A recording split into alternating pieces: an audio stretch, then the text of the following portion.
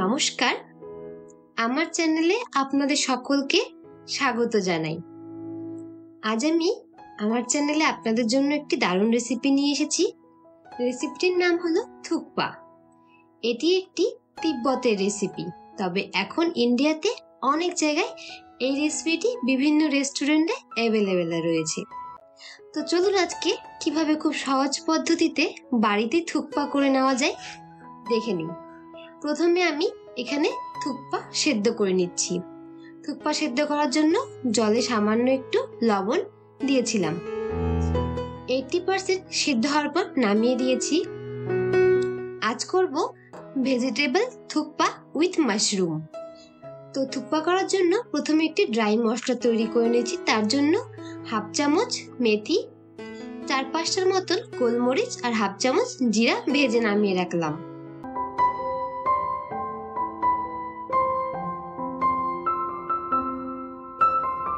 এবার কড়াইতে সরষের তেল দিয়ে সবার প্রথমে সাদা জিরা ফোড়ন দিচ্ছি।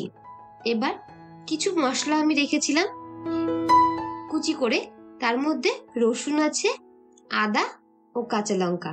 সবার প্রথমে জিরা ফোড়নের ওপরে রসুনগুলো ভেজে নেব, যাতে রসুনের কাঁচা গন্ধ না থাকে। তারপরে কুচি করে রাখা আদা ও কাঁচা লঙ্কা দিয়ে একটু ভেজে নেব।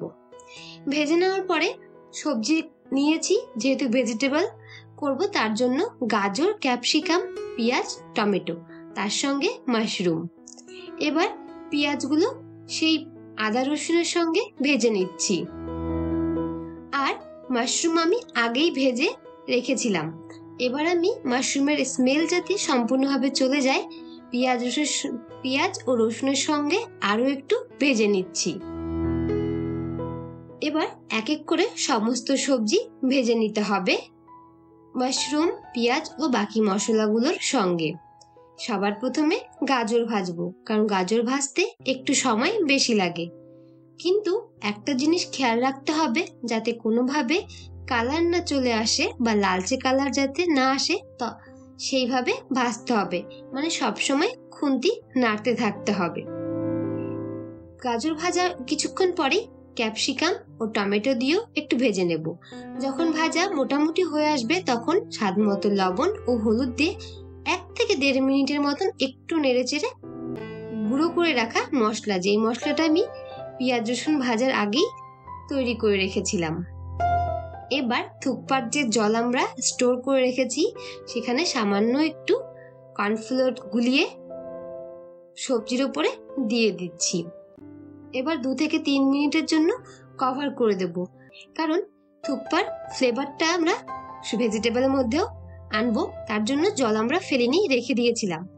আর একটু গাঢ় করার জন্য 1 চামচের মতন কর্নফ্লোর গুলিয়ে দিয়েছিলাম। গাজর, ক্যাপসিকাম বা বাকি সবজিগুলো সেদ্ধ হয়েছে কিনা, সেদ্ধ হয়ে গেলে উপর থেকে 1 চামচের মতন সয়া সস ও একটু সামান্য লেবুর রস দিয়ে আবার ঢাকা দিয়ে গ্যাস বন্ধ করে রেখে দেব থুকপা প্রিপেয়ার করার জন্য। যে থুকপাগুলো আমি সেদ্ধ করে রেখেছি সেগুলো একটি বাটিতে তুলে নেব। আমরা যেহেতু থুকপা সেদ্ধ করার সময় একটু লবণ দিয়েছিলাম, তাতে থুকপার ভেতরে লবণের স্বাদ একদম পারফেক্ট থাকবে। তো সেদ্ধ করার সময় অবশ্যই একটু লবণ দিতে হবে।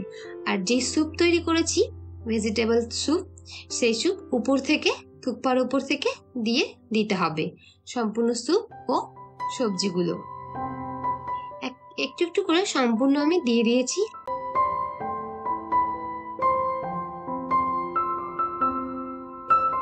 সাজানোর জন্য কাঁচা পেঁয়াজ কুচি, শসা কুচি, কাঁচা লঙ্কা কুচি দিয়েছি, আর একটু 1 চামচ টমেটো সস দিয়েছি।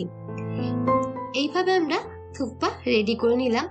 তবে থুকপা খাওয়ার আগে ভালো মতন সবজির সঙ্গে চামচ দিয়ে মিশিয়ে নিতে হবে।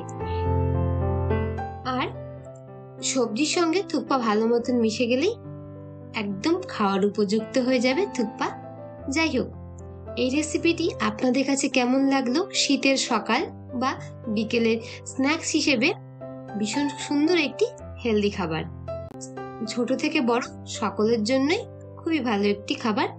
আজকের রেসিপিটি কেমন লাগলো অবশ্যই কমেন্টে জানাবেন। ভালো লাগলে লাইক, কমেন্ট, শেয়ার ও সাবস্ক্রাইব করে পাশে থাকবেন। ধন্যবাদ।